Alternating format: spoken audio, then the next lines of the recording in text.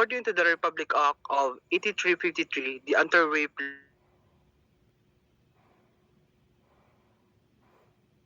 of 1997, an act expanding the definition of the crime of rape, reclassifying the same as a crime against person, amending for the purpose of Act number 3815 as amended, otherwise known as the Revised Penal Code, and for the purposes.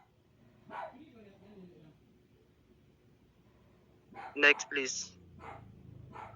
According to the Article 266A, rape, when how committed, rape is committed by a man who shall have a carnal knowledge of a woman under any of the following circumstances: threat or intimidation. B. When the offended party is deprived of the reason or otherwise unconscious. C. By means of the fraudulent machination or grave abuse of authority. And D. When the offended party is under the 12 years of age or is demented, even though none of the circumstances mentioned above be present. Rape under the paragraph 1 of this article shall be punished by reclusion perpetua. The penalty for rape is committed when the uses of deadly weapon or by the two or more person. The penalty shall be death. Rape committed by a reason or on the occasion of the rape, homicide is committed and the penalty is death.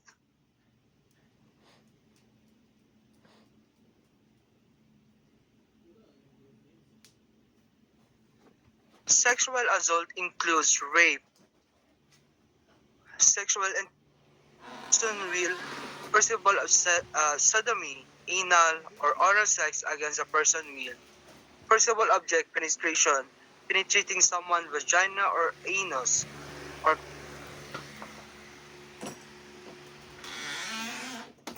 causing the person to penetrate her or himself. Again, sexual contact with minors, whether consensual or not.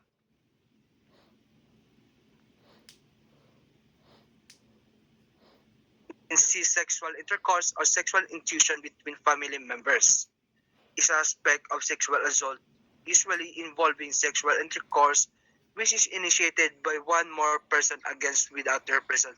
So in simple terms, this sexual assault is whether you are man or woman, without your will or without your knowledge, if that person is touching you, it's already sexual assault or consider a rape. Like many cases na makita nato sa social media, a lot of reports which is for the men causing for the sexual intercourse, men especially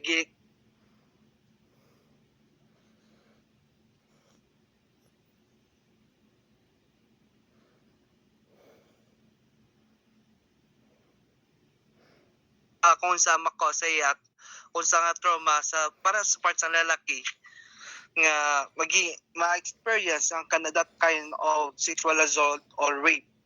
Same po sa babae, which is very siya karon ng scaring karon na time kay bisag asa ka, bisag kung saan mo ka-cover si mga lawas is kanang tao is manyakol jud na siya. Rapist after all. Well, jud na may mo amo na ila mabuhat. Next please. So during the interview of the rape victim, niya siya nga process or different process sa interview. First is the therapeutic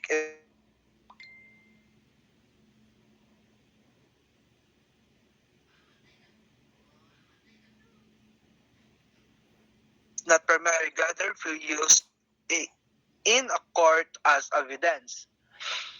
Ang evidence mostly sa kaning mo rape is kanang ilang sa body fluids, semens, mostly semens, kanang hair,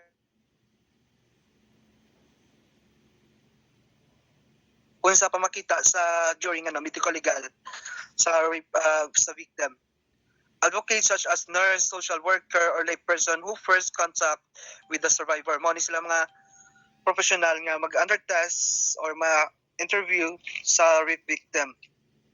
Then the investigative interview, it is conducted by the police and it is not done to obtain a medical history, but in order to determine whether a crime has been committed and the nature of the crime. The police will try to discover what happened, how it happened, over the nature of the crime.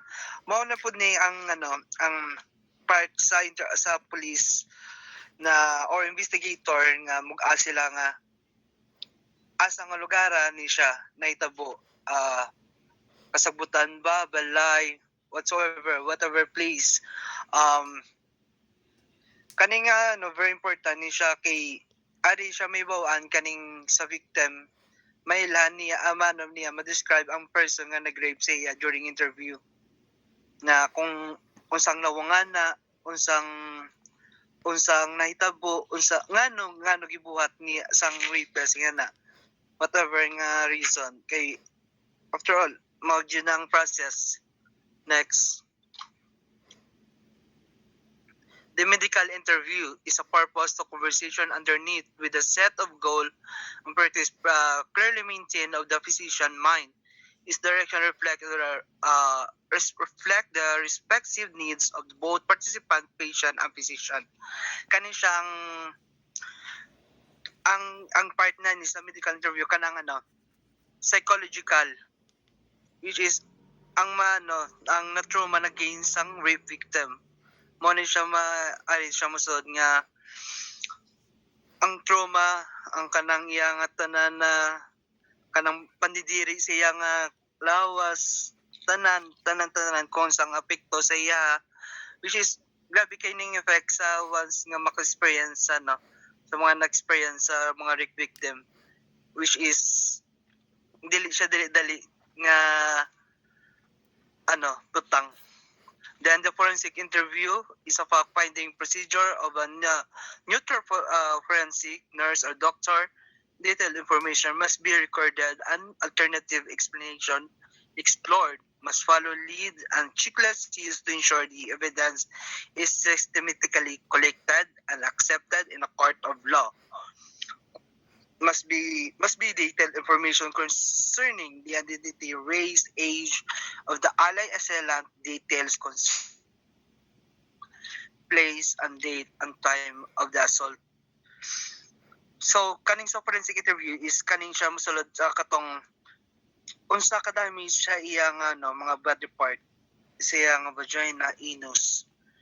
Very important siya nga part, especially nga every part sa especially sa babae nga part na sa vagina, may mga sensitive part siya na pwede siya may punit na part sa na part sa babae nga na siya if or sa iya nga anus nga maka-damage more sa iya nga internal organs diya ara siya makita sa forensic interview or kanang which is very siya gamit ni siyang nga as evidence mismo kay sila mag-present unsang findings sa sa victim. Next,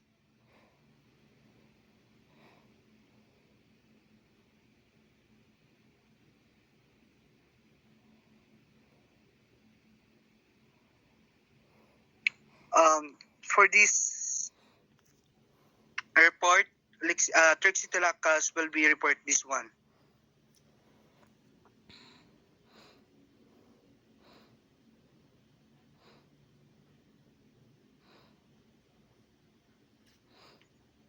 So good day, Miss. I'm Trixie Talacas and I'm going to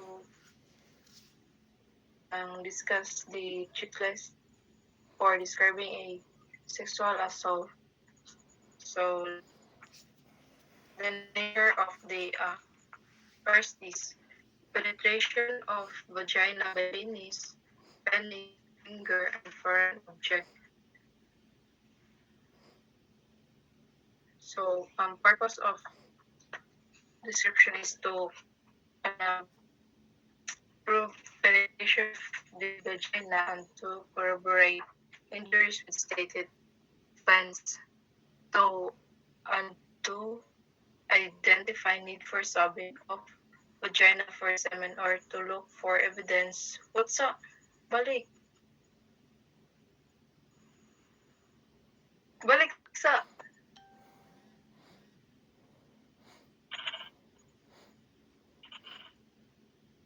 para ma-identify sa ang kanang need. Balik sa para ma-identify sa kanang need for sewing of vagina for sa kanang semen sa lalaki or to look for evidence of injury by a finger or specified foreign object. So, kanang kung nasamad to ang kanang vagina sa babae,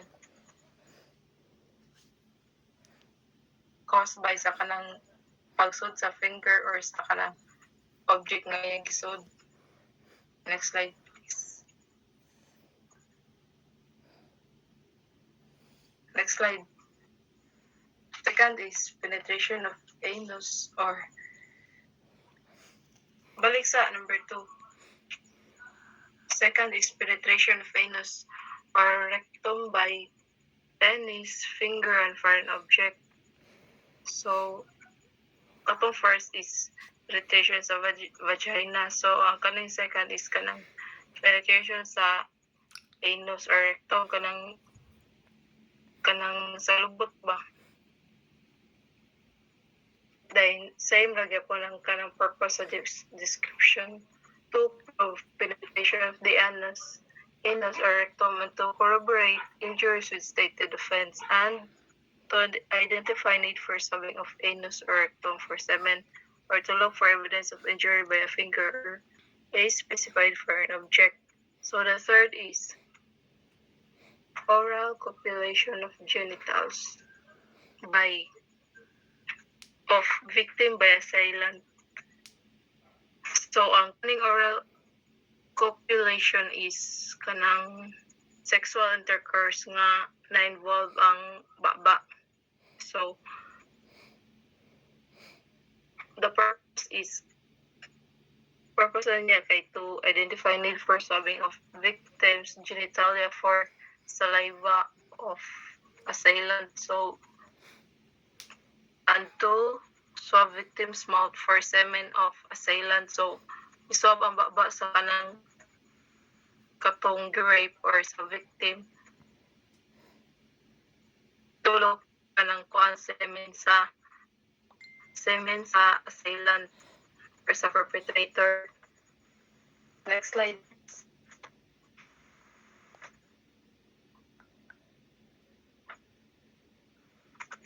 Number 4, bench.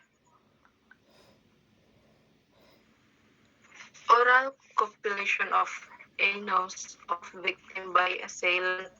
So, para ma-identify need for swabbing of victim's anus for saliva and to swab assailant's anus for saliva sa victim.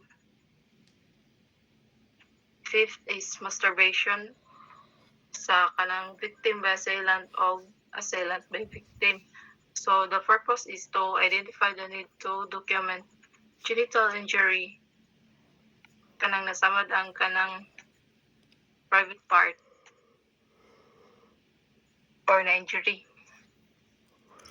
And to identify the needs for detecting and testing clothing and other object and surfaces for semen of the assailant. So para ma-identify hindi siya i-detect or i-test ang katong mga gamit for kanang semen sa perpetrator. So para ma-detect ang semen is magamit na siya kanang UV light or alternative light source kay di ba na mo makanang basta-basta o kanang tanaw ang semen sa lalaki. So next slide please. Ejaculation.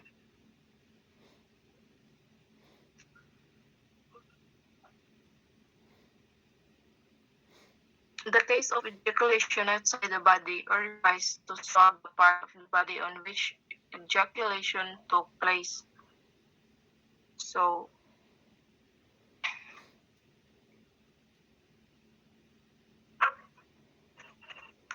and in that case where a condom was used to ask the police to locate and preserve the condom as evidence. So, kung nagamit ng condom ang tong perpetrator, kanang preserve sa ng condom para mahimo siya as evidence. So, use foam or jelly or lubricant kanang pangpadangog or pang-adolescent.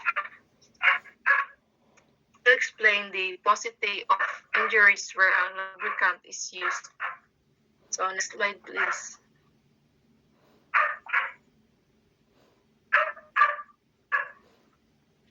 Bench. Thank you.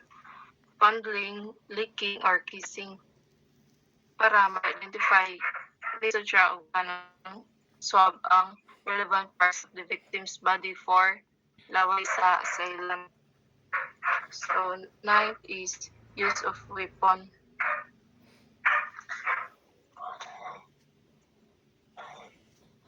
Madungog ako. Yes, madungog ra.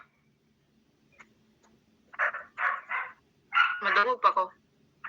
Sige. Use of weapon. So, need to i-describe unsa nga type of weapon to identify need for swabbing. Ay to identify patterns of injury and which may correlate with the alleged weapon. So, 10th is physical blows by hands, feet, or head. Kanang physical fight gamit ang tiil kanang kamot or iyang ulo. To identify the patterns of injury and which may correlate with the part of the body used. 11th is grabbing, grasping, or holding. To identify pattern of injury and patterns of injury which may correlate with the body part of the used body. So, next slide please. Use of physical restraints para ma-alert ang kanang police to search the crime scene for the type of physical restraint described. 13th is kanang biting. So, it describes kung asa gipaak. To identify the sites on the body where swab which should be taken for the detection of saliva from the assailant and to identify the pattern of injury. So, iswab na sa katong asa gipaak. Asa part sa body nga gipaak sa kanang perpetrator or sa katong nag-rape. And to identify sa pattern nga injury. 14th is strangling or throttling. In the case of legislature, strangulation to alert the police to search the crime scene for the type of legislature described. 15th is burning. So, describe kung asa o kanang unsa. To identify the pattern of injury and to correlate the type of burn found within history. Next slide, please. Next is loss of consciousness. To clinically explain any loss of memory or any incomplete recall concerning the event. To investigate the patient to exclude an underlying head injury. So, basin pag-rape niya is kanang gitukmod siya sa assailant day na napakong sa semento or sa bisag unsa dayon cause sa mo nang nakakause sa kanang consciousness or kanang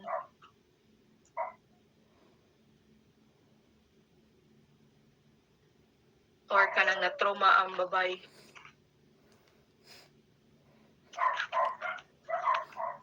Mong nabatangan og kanang memory. The last part is threats of harm to explain the lack of physical injury. Next slide, please. Injuries to the female genitalia. Next reporter.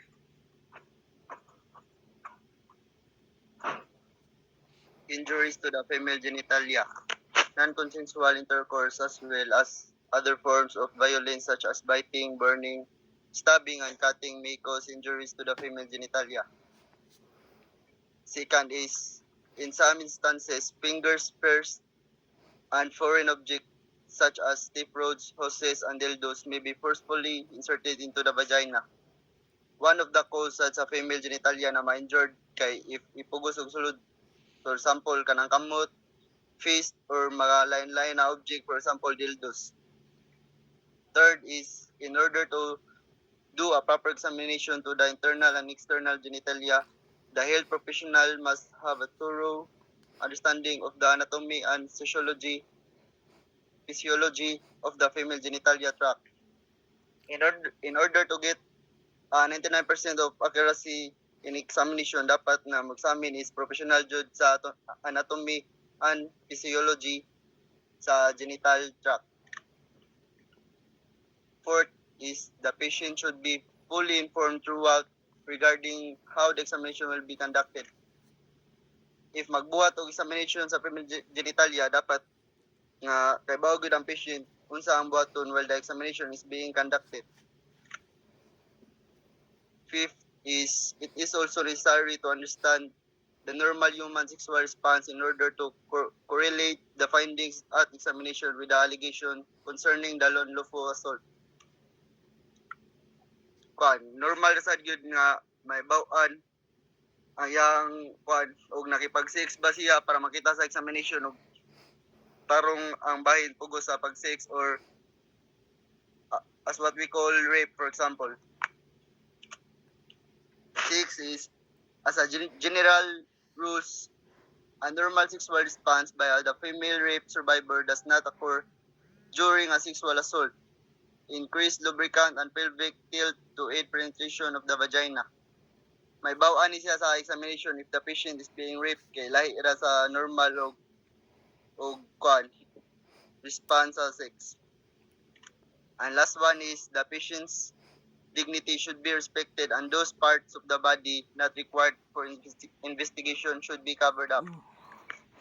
Dapat ang pasyente is respect yang dignity and also mga parts sa yang body dapat i-cover when the investigation is ongoing.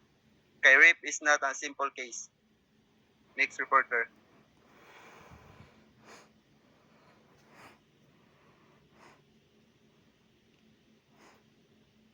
Good day, everyone. So there are two methods that may be used to assist in visualizing subtle injuries, which is the toluidine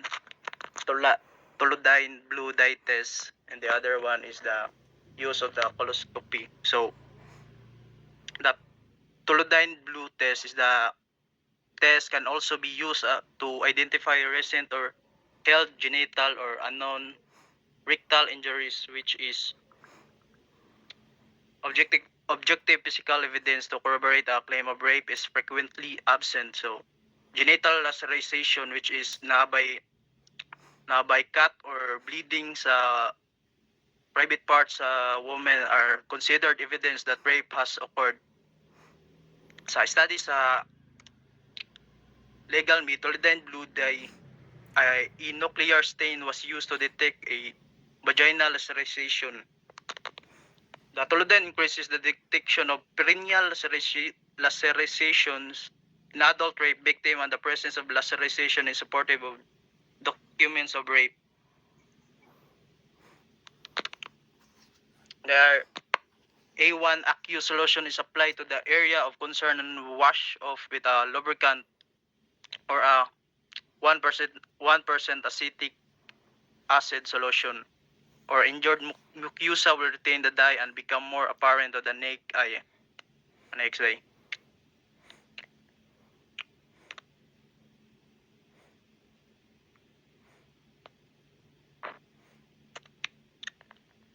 And posterior coccygeal laceration, the detection rate increased from 16 to 40% in adult rape victims. However, the test may also be positive in inflammatory condition as well as in detecting minor trauma that may occur in consensual after intercourse. So the second is use of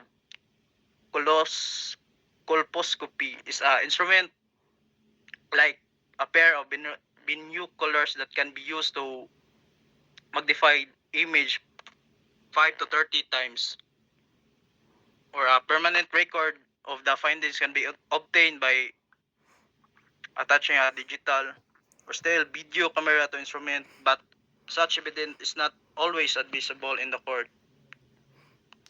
So basically, in the setting of forensic examination following rape, colposcopy allows the practitioner to identify and photograph sa genital injury not readily visible to the unaided eye, thereby one, clarification and extent to injury as well as providing sa court proceeding but not always admissible in the court. And that's all. Next reporter. Good day, guys. External genitalia. In the case of a survivor who was sexually assaulted in the supine position, which is ang victim kay nakahigda nga posisyon, gahayang wa gako, then the injuries tend to occur where the penis first comes in the contact with the perineum. If naay mo force sa tuang private part, usually mapiktuhan jud una dapit sa itlog sa lalaki or anus dapit sa babae mao ang perineum. Then this is referred to as mounting injury. Parehasan ni sa kuan guys, ankle injury kaning mounting. Then that occurs on the posterior cruciate from the 5 to 7 o'clock position. Ang leg sa victim guys, naka V position siya. Other structures injured in penile vaginal penetration include the labia majora, the labia minora, the hymen, the clitoris, and urethral pinning. Aware mo guro taning nga part guys kay na-discuss namin ito ang klase. Tenderness and swelling may be detected by gentle palpation of the affected area.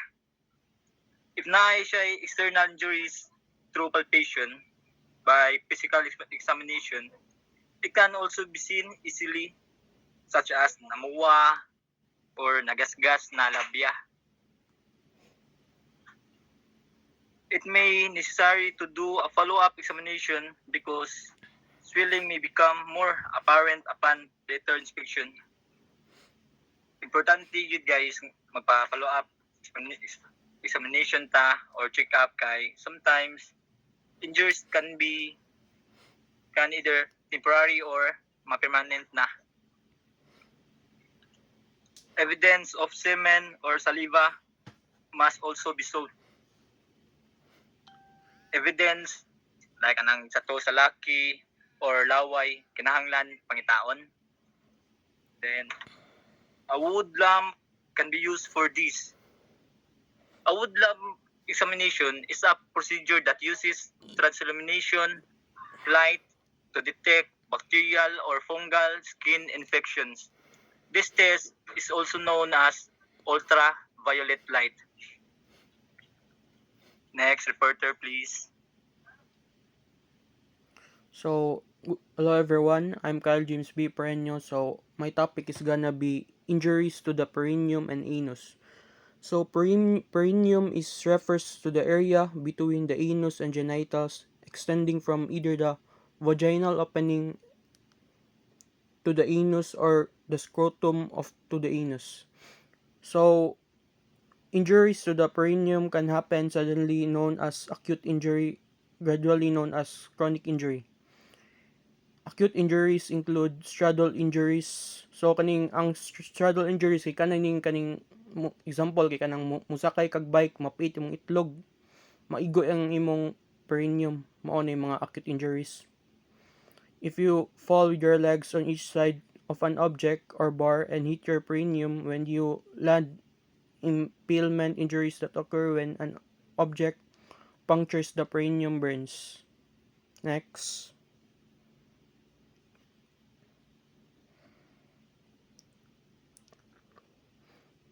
Acute injuries can also happen from violent trauma during Miss back in, surgery, sexual abuse, or some medical conditions. um, So, acute injuries kay pwede sa jacks kanang sexual abuse like gi-rape siya or kanang na trauma or pwede sa just sa medical conditions. Ang kaning mga acute injuries kay maka-cause siya mga like sexual problems like dili mugahi ang imong unsa, mugahi imong penis kay connected man ni siya sa unsa, naman siya mga veins na makaunsa sa unsa maka-affect sa atong sexual organs ato. The perineal nerves carry signals between the genitals and the brain. Injury to those nerves can interfere with the sensations of sexual contact if the blood vessels in the perineum are damaged. Next. Please balik sa picture. Nasa explanation na ka na. So, For this part, kita niya kaning sa first picture guys, kanang sa mid-tier, mo na siya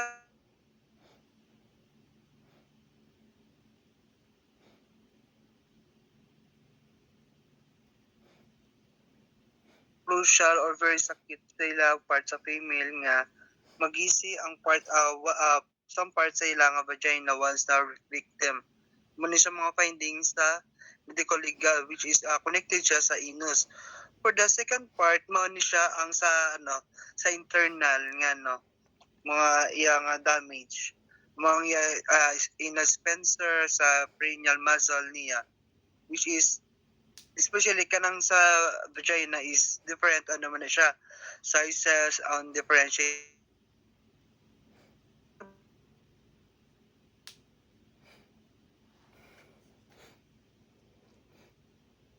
victim is ang iyang vagina is medium.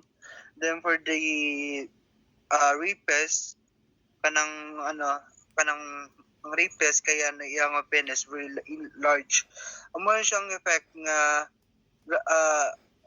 i-push over sang rapist ang iyang penis to the vagina sa babae. Mo siyang effect na siya internal or external of the female vagina is very crucial and very sa sakit. Very siya sa marag damage kayo ang injuries. Thank you. Next. Proceed. Thank you. anus. So, anus is the opening where the gastrointestinal tract ends and exits the body. So, anus mo ning kaning busot sa imong lubot. Asa mo gawas ang mga waste or mga tae. So, injuries to the anal region are often caused by changes in bowel function. So, kaning mga anus injury kay kabantay man ang malibang mo kay kanang namoy diarrhea kay taga uman ana kay magsakit inyong tiyan. Sabot ana tungod ana kay tungod sa diarrhea na injury inyong unsa anal region.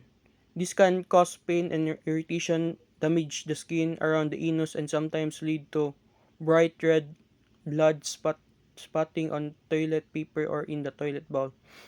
Anal injuries can be caused by sexual activities. So, kaning mga sexual activities like rough sex or like kanang pagbutang og mga sex toys or pag kanang kusog og unsa sa paggap ang rough sex like penis or fingers through the anus and into the rectum. Next reporter. Silot.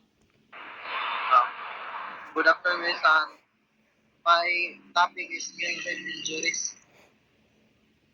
Proportion of victims of rape or other sexual violence incident are male historically.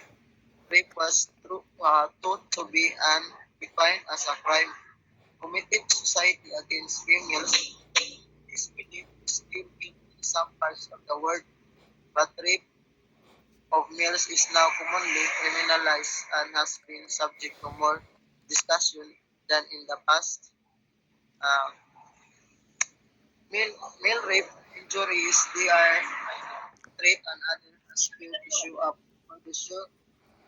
Common scenario is kay kasagaran mo reklamo kay ang girls get we don't normally know that boys or males also experience the same, especially katong mga na-rape niya ipangbahara na patyon or other kind of threat.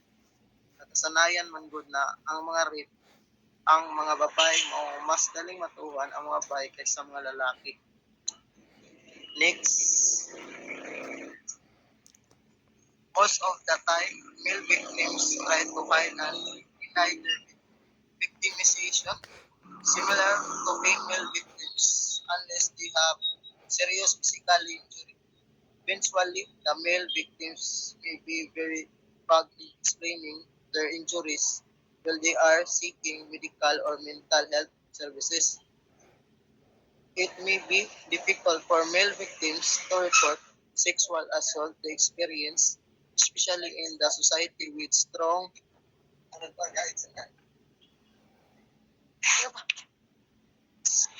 orientation sa mostly custom. Diri na guys no aning they might be afraid that people will adopt their sexual orientation and label them homosexual, especially if raped by a male, or that they may be seen as unmasculine because they were a victim, and therefore many statistics underestimate how many males or rapid due to the unwillingness to report sexual assault and rape. Common scenario ni was actually women understand and intimidate if laki na mo reklamo, especially in Philippines. Daghan kayo mo judge or mo discriminate if laki na mo reklamo. Sama sa mga babae, we need protection and respect siguro if na case kami mga laki na rape. Pero mas commonly mahitabo ang male rape kay more on international man jud siya. Pero still whatever country where living males should have a voice, respect and justice. Dana,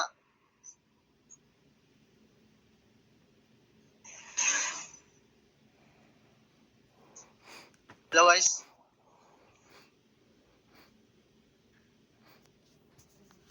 So, guys, for the sample case of rape, this case is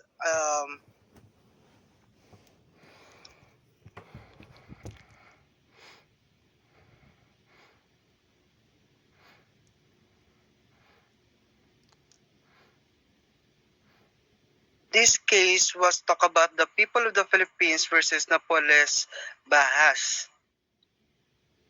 It was rape victims of Ayani si Bahas kay kanaya rape is kaya nga stepdaughter.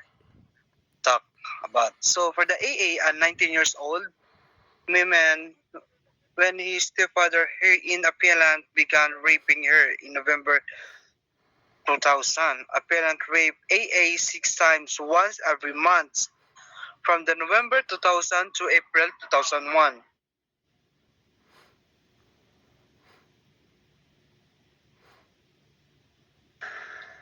AA recounted her ordeal at the hand of appellant as the following.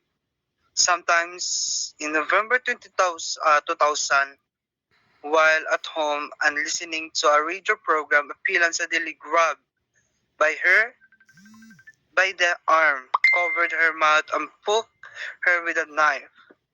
She tried to get away, but appellant punched her stomach and pushed her to the bed, while AA's hands were tied over her head.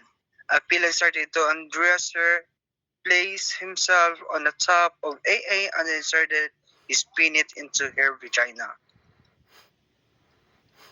Next,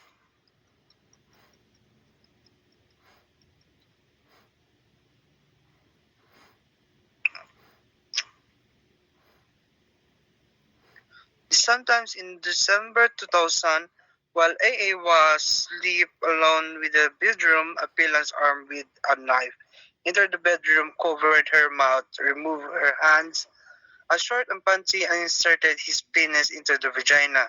Appellant told AA not to shout and threatened to kill her and her mother. Sometime the following month, January 2001, while AA was in the kitchen heating water, she noticed that somebody had closed the door in the living room. Upon checking out, she she saw a appellant holding a ball. She undressing AA appellant and removing his shirt, grabbed her and laid her on the floor. Appellant then inserted his penis into her vagina. All of the while, appellant pointed his ball to her and threatened to kill her and if she shouted. Sometimes Sometimes in February 2001, after appellant and AA's mother left the house, the former the former door the former returned and instructed AA to open the kitchen door. Suddenly, appellant held AA's neck and told her she would be killed if she would not give in. Appellant pinned AA to the wall o pinasandal po ako sa dingding and undressed her. After appellant removed his short pants, he inserted his penis into her vagina. Her order was repeated in March 2001.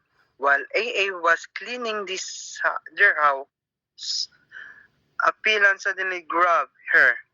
Here he removed AA's shirt and pants and panty, and after undressing himself, he inserted his penis into her vagina again.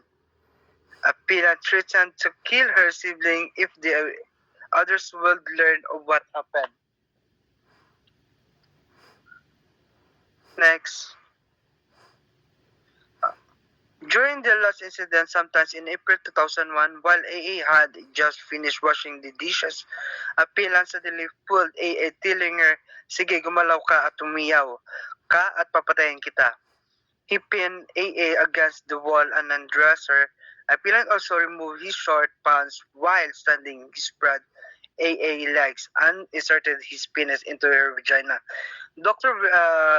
Regina B. Mazo, the PNP Medical Legal Officer Labo Carminorte, examined the AA Institute of Medical Legal Examination report. She testified inter alia that there is no evidence of extragenital physical injury at the time of examination, but was positive of sign of pregnancy. That the victim has successive penetrations because of the all-healed laceration of hymen due to the consent of use or possible sexual intercourse, that the victim's uterus is compatible to a 38 weeks of age of gestation. Thus, she was already pregnant at the time of examination, and that the victim was impregnated during the rape incident. As a result of her stepfather molestation, AA became pregnant and delivered a baby girl on November 11, 2001.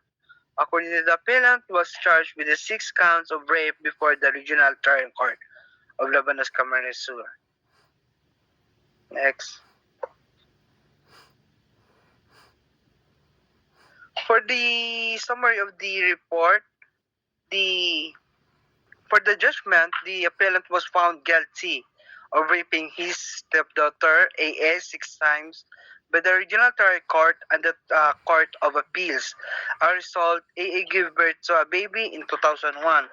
On appeal, the appellant argued that the prosecution failed to prove his guilt beyond a reasonable doubt, stating that first, there was no sign that AA was outraged and defended her honor with courage, and two, of the 3 instances of intercourse he admits to, such as instances were consensual and between lovers.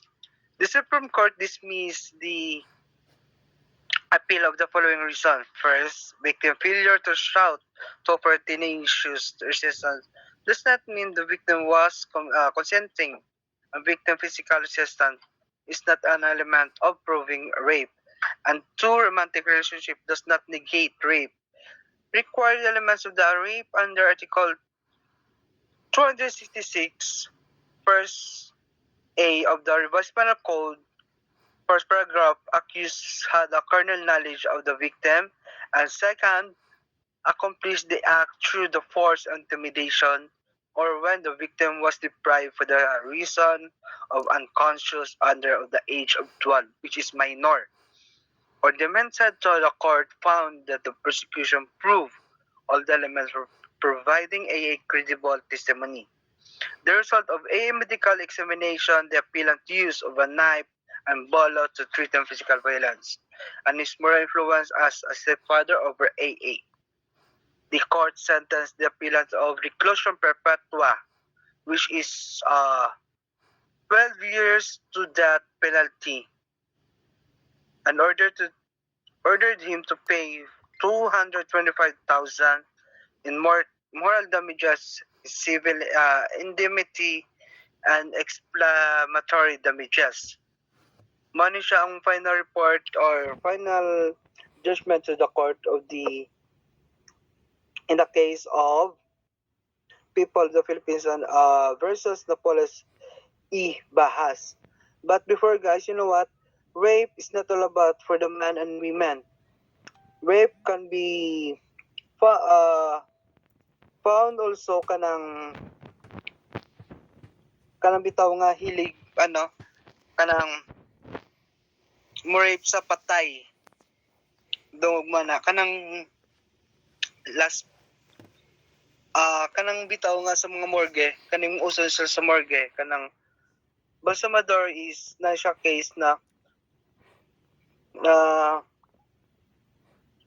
ang rapist kay ang makasatisfy sa saya nga gana kanang sexual na kay kanang sa patay nga mas mas maganahan siya makipag-sex sa patay, rape po na siya. Na po dyan instances na kanang hilig sa mga tiguwang nga mga rape nga mag gana siyang pagawas sa mga tiguwang nga na just then the last na po dyan na kanang hilig sa mga sapat or hayop na magpag-sex. Also, that's rape. Rape for the minor. Na siya nila nga rape. That's all. Thank you.